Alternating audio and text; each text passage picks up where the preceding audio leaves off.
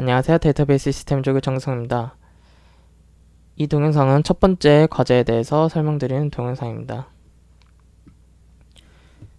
수업 시간에 잠깐 언급드렸던 바와 같이 저희가 특정 데이터베이스 어플리케이션에 대한 시나리오를 드리면 그 시나리오에 적절한 데이터베이스 모델링을 여러분들이 수행하는 것이 첫 번째 과제의 목표입니다.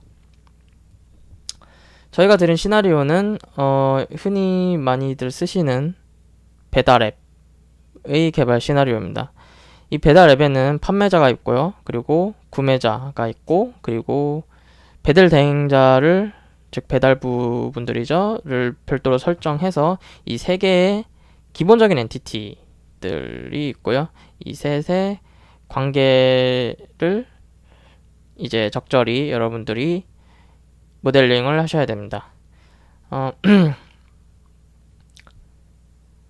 과제는 일단 ER 모델링을 만들기, 즉 그리는 거고요. 저희가 ERWin 예제 때 했던 것처럼 ERWin으로 그리셔도 되고 다른 걸로 그리셔도 되고 상관없습니다. 그리고 뭐 추후에 설명드리겠지만 ERWin에서 로지컬 모델을 만들고 그거를 이제 ERWin의 기본적인 트랜스폼 기능을 사용해서 피지컬 모델로 변환하신 다음에 뭐 피지컬 모델을 부가적으로 변경하셔도 됩니다. 저희의 최종 목표는 이거를 SQL로 만들어서 실제 데이터베이스에서 테이블을 만들고 그걸 가지고 애플리케이션을 개발하는 것까지 있기 때문에 저 피지컬 모델을 완벽하게 잘 만드셔야지 이제 추후에 과제도 연결하셔서 사용하실 수 있을 겁니다.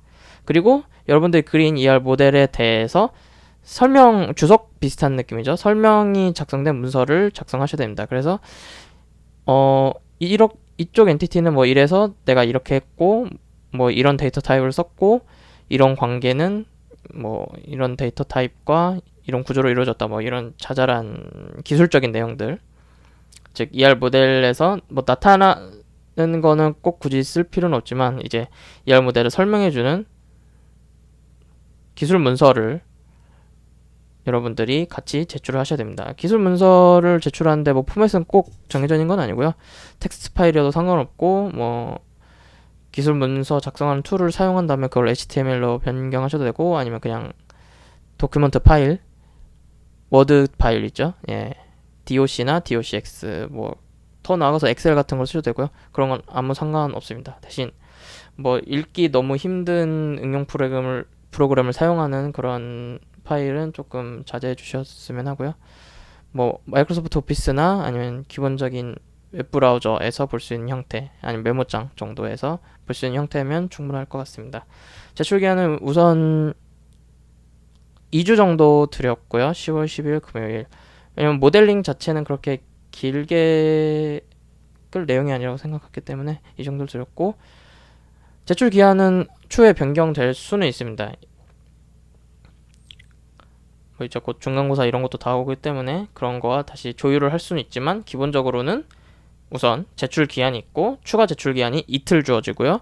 그리고 추가 제출 기한 내에 제출하신 분들은 50% 감점이 들어가고 그 이후에는 내셔도 점수가 없습니다.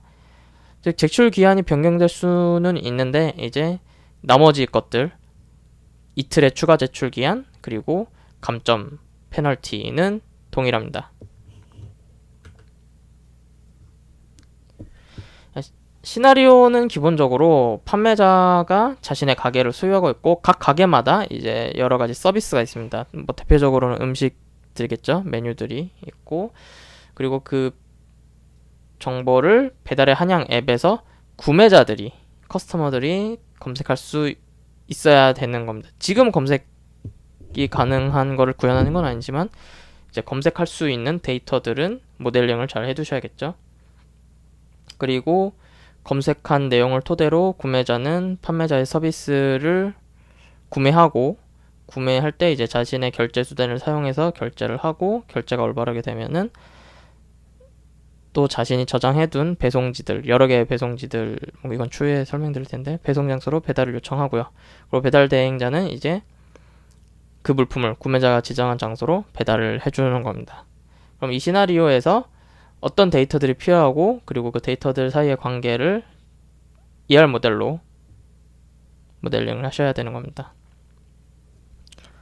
좀 더 자세히 설명해 드리자면은 판매자 여기서 판매자는 가게를 의미합니다. 그 소유자 사람이 아니라 그 하나의 가게 스토어가 되는 거고요. 그래서 가게는 가게 이름과 가게 위치, 그리고 가게 주소, 그리고 가게 업종을 가지고 있습니다. 여기서 위치와 주소는 분리돼서 저장을 하게 될 텐데요. 위치는 그 GPS에 나오는 위도 경도 좌표, 실제 좌표를 위치라고 하는 거고요. 주소는 저희가 일상적으로 사람이 쓰는 한국 우편 주소, 뭐 성동구, 뭐 왕십리로 둘둘둘 한양대학교 이런 거를 쓰게 되는 겁니다. 즉 위치 양식은 어떻게 보면 컴퓨터가 처리하기 위한 숫자 데이터들이고요. 우편 주소는 이제 사람이 알아보기 위한 데이터들이라고 보시면 되고요. 그리고 가게는 여러 개의 연락처를 가질 수 있고요. 그리고 하나의 점주 정보를 가지고 있다. 이거는 저희 그 관계하고 카디널리티 때문에 넣은 거겠죠? 예. 그래서 뭐 여러 점주가 여러 가게를 M 대 N으로 갖고 있게 모델링 하시면 당연히 안 되는 거고요. 뒤에 나올 텐데 점주는 여러 개의 가게를 가질 수 있지만 반대로 가게는 여러 개의 점주를 가질 수는 없어요. 그런 의미의 그 제약 조건입니다. 그리고 또 가게가 여러 개의 서비스, 여러 개의 메뉴, 음식 이런 거를 가질 수 있고요. 음식이 아니더라도 뭐 다른 용역들을 가질 수 있고 영업일, 영업시간 정보를 가지게 됩니다. 이걸 어떻게 표현할지는 여러분들의 선택인 거죠. 정확히는 이제 영업일, 영업시간을 어떤 식으로 데이터 안에 넣은 다음에 그거를 여러분들이 추후에 이거를 토대로 비슷한 앱을 만들 거예요. 앱에서도 어떻게 처리할 수 있을지. 그래서 사실 이거는 데이터 모델링과 데이터베이스와 여러분들 어플리케이션이 한 묶음이 되어야 완벽하게 동작하는 시나리오인데 이제 지금 앞부분만 먼저 만드는 거죠. 그래서 영업일과 영업시간, 영업일은 뭐 월화수목금토일 기준인 거죠. 특정 숫자 일이 아니라 월화수목금토일 일주일 중에 뭐 토요일은 쉰다, 일요일 쉰다, 뭐 수요일은 쉰다 이런 정보. 그리고 영업시간은 시작 일자, 닫는 일자. 일자가 아니라 여는 시간, 닫는 시간 이고요. 그리고 첫 가게 영업일을 가지고 있다. 이거는 오픈일.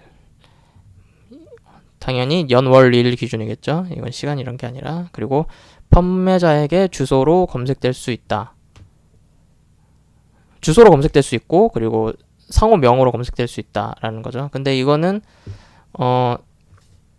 꼭 데이터베이스 내에서 이 형태로 검색이 되어야 한다는 뜻은 아니에요. 아까 말씀드렸다시피 이걸 애플리케이션에서 처리할 수도 있는 부분인 거예요. 왜냐면 위에서 주소를 그냥 통짜로 갖고 있기 때문에 사실 그 주소를 변해주는 시스템도 있기 때문에 위치를 가지고 그리고 그렇기 때문에 위치만 가지고 이제 애플리케이션 단에서 주소를 처리할 수도 있겠죠. 근데 그건 비효율적인 거라고 생각해서 제가 이번에는 주소를 넣으라고 아예 컨스트레인트에 넣어둔 거고요. 대신 이제 모든 가게에 대해서 똑같은 알고리즘을 통하면 시공구 단위로 사용자가 검색할 수 있도록 하는 형태의 데이터로 저장을 해주셔야 되는 거죠. 뭐 최소한 뭐 도로명 주소로 통일이 되어 있어야 한다거나 뭐 그런 거겠죠. 그리고 근처 위치 형태로 검색될 수 있어야 하는 사실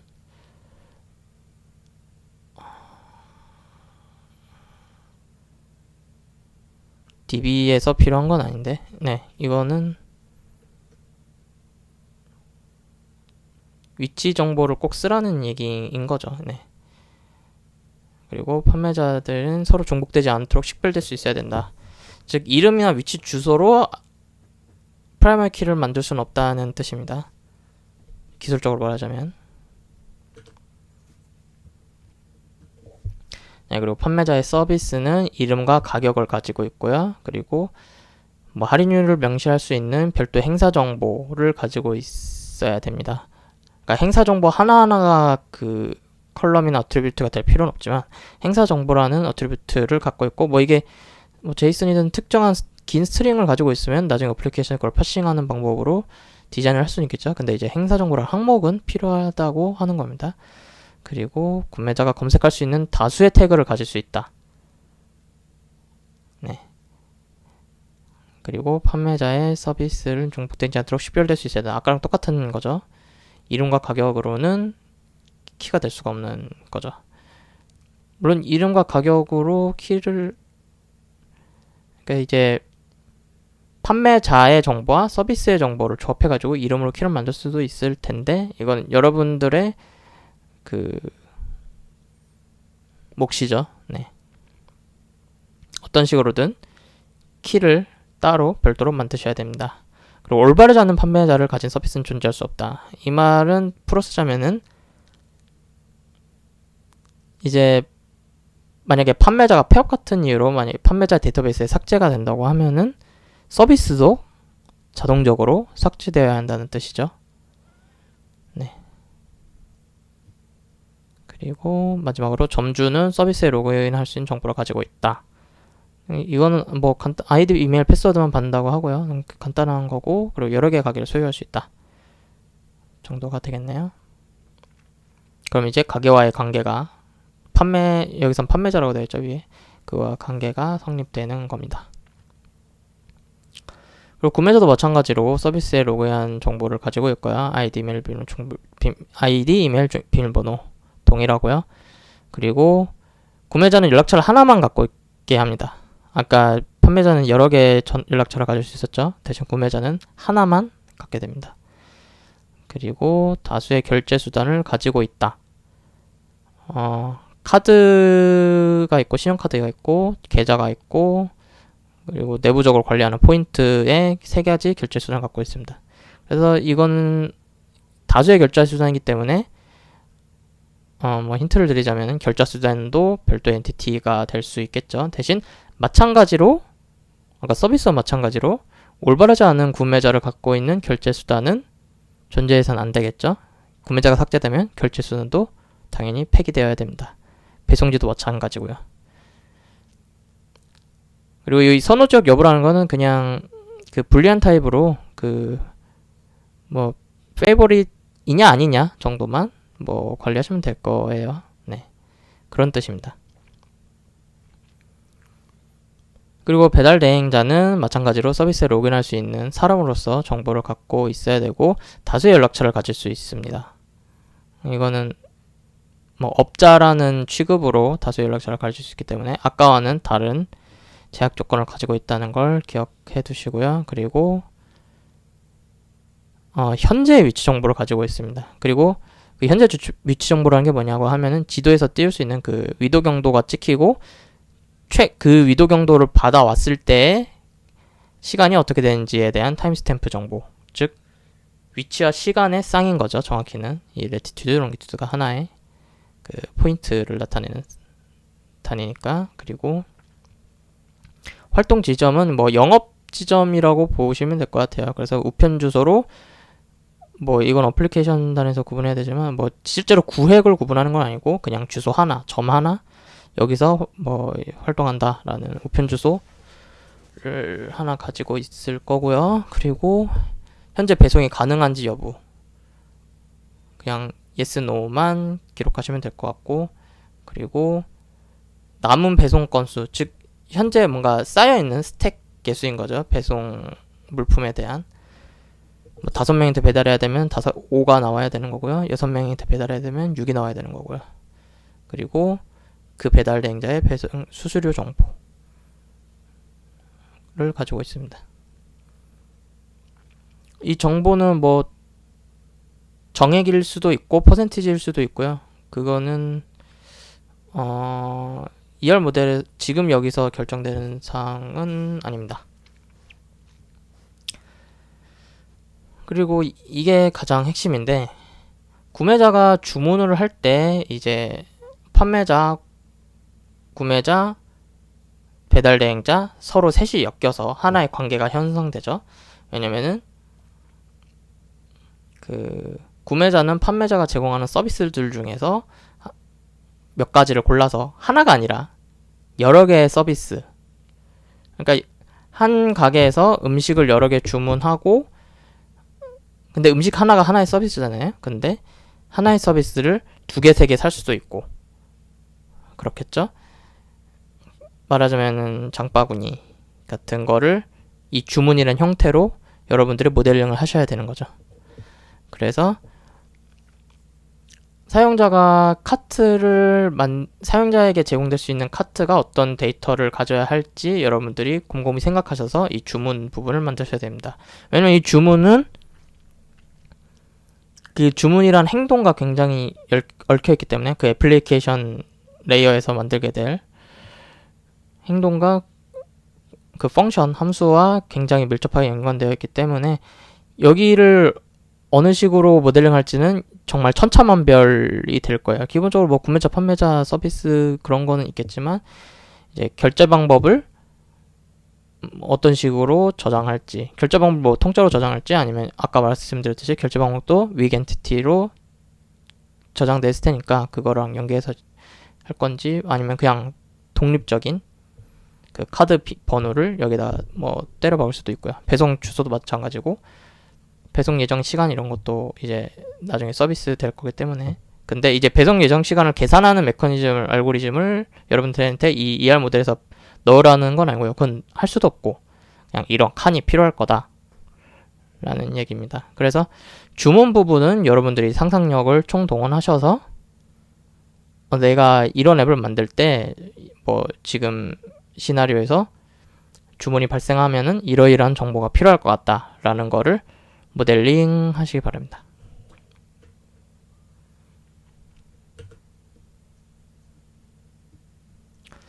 네, 여기까지고요. 그래서 아까 말씀드렸던 것처럼 ER윈에서 로지컬 모델, 피지컬 모델이라고 그러니까 로지컬 모델 슬래시 피지컬 모델이라고 그렇게 된 프로젝트를 생성하면은 로지컬 모델을 만든 다음에 피지컬 모델로 변환할 수 있는 기능을 제공하죠. 그리고 말씀드렸다시피 몇몇 툴들은 피지컬 모델링만 제공하는 경우가 있습니다. 그럴 때는 로지컬 모델이 더 간단하기 때문에 이런 거는 그림만 보내주셔도 돼요. 즉 피지컬 모델도 그림으로 보내주셔야 되는데 아까 말했듯이 캡처본이 필요하다고 했죠. 근데 피지컬 모델은 이제 모델링 툴로 한 캡처본을 보냈는데 내 툴이 로지컬 모델을 그렇게 지원하지 않는다 라고 생각하시면은 근데 그런 경우는 많이 없을 것 같아요. 그때는 이제 뭐 다른 손으로 그린 그림도 상관없고요. 왜냐면 피지컬 모델보다 더 간단한 모양새를 뜰 거기 때문에 그런 식으로 복수의 파일들을 만들으셔서 같이 압축해서 물론 설명은 도큐멘트에 쓰셔야 하고요. 그래서 보내주시면 됩니다. 그리고 데이터 타입을 그냥 애매한 거는 다 스트링으로 처리하고 그러니까 바차죠. 캐릭터 그 가변 캐릭터로 처리를 할 수도 있지만 한 다음에 이제 어플리케이션에서 처리할 수도 있지만 근데 이제 DBMS에서 미리미리 처리할 수 있는 게 있으면은 이제 어플리케이션을 개발하는 쪽에서는 더 코딩이 간편해지는 경우가 많죠. 특히 시간이나 날짜 등을 표현할 때는 여기 보시는 데이터 타입은 꼭 사용하시는 게 좋습니다. 왜냐면 이제 뭐 이걸 스트링으로 처리한 다음에 나중에 애플리케이션에서 뭐 날짜를 뺀다던가 즉 시간을 뺀다던가 이런 거는 구현하는 게 어려운 건 아니지만 정말 귀찮은 일이거든요. 그런데 SQL에서 해결하면은 좀 더 이제 나중에 간편해진다라는 뜻이고요. 그리고 위도 경도 쪽도 이제 포스트 SQL에는 포인트라는 데이터 타입을 지원하지만 지오메트리 쪽에서 하지만 별도로 위도 컬럼이 있고 경도 컬럼이 있고 그러니까 위도를 포인트라는 어트리뷰트에서 위도 경도를 같이 관리하는 게 아니라 위도와 경도를 그냥 따로 어트리뷰트로 관리하는 경우도 충분히 많습니다. 이것도 굉장히 실용적인 거고요. 그래서 포인트를 이용하셔도 되고 그냥 두 개의 리얼 넘버나 뭐 플로트, 데시멀 이런 거를 쓰셔도 상관없습니다. 네, 여기까지 첫 번째 과제에 대한 설명을 들었고요. 질문은 저희 공지에 올라와 있는 연락책 방법들을 활용하셔서 즉 이메일이나 블랙보드 Q&A, 학교 CMS Q&A 그리고 디스코드 등등을 활용하시면 됩니다.